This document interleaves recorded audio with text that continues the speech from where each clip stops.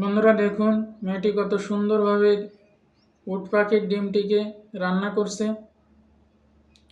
সে প্রথমে কিন্তু উট পাখির ডিমটিকে একটি কড়াইয়ের ভিতরে দিয়ে তার উপরে পানি দিয়ে সেটিকে সিদ্ধ করার জন্য রেখে দিল।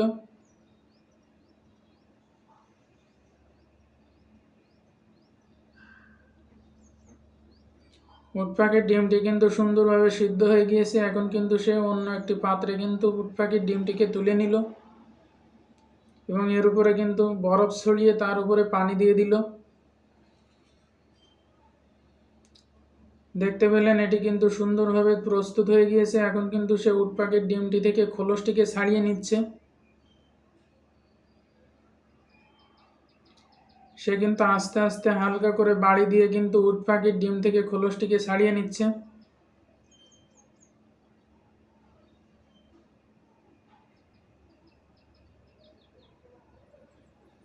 সে কিন্তু অত্যন্ত নিখুঁতভাবে কিন্তু উট পাখির ডিমটিকে থেকে খোলসগুলোকে ছাড়িয়ে নিচ্ছে।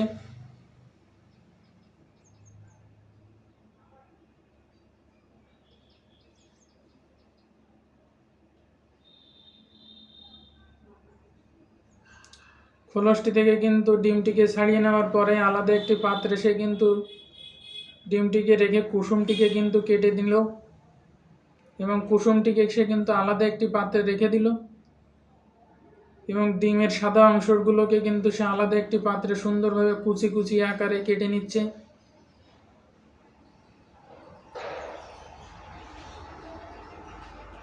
এরপরে কিন্তু সে সবজিগুলোকে সুন্দরভাবে কেটে নিচ্ছে। সে পাতা কপিগুলোকে কিন্তু সুন্দরভাবে কেটে নিল এবং টমেটোগুলোকে সুন্দরভাবে কেটে নিল।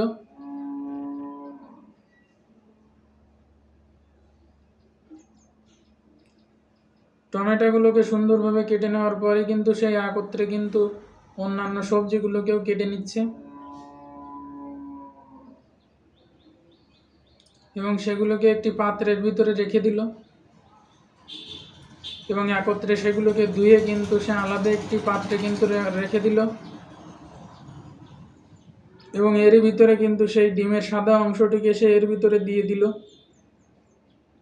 এবং এর ভিতরে সে অন্যান্য মশলাগুলোকে সুন্দরভাবে দিয়ে দিল।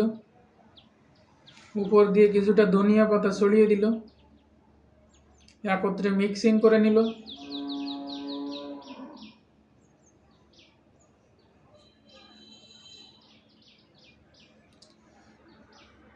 একত্রে সুন্দরভাবে মিক্সিং করার পরে কিন্তু সে এগুলোকে সুন্দরভাবে এর উপরে ডিমের কুসুমটি ছড়িয়ে দিল। এখন এটি খাওয়ার জন্য একদমই প্রস্তুত। ভিডিওটি ভালো লাগলে চ্যানেলটিকে সাবস্ক্রাইব করে দিবেন।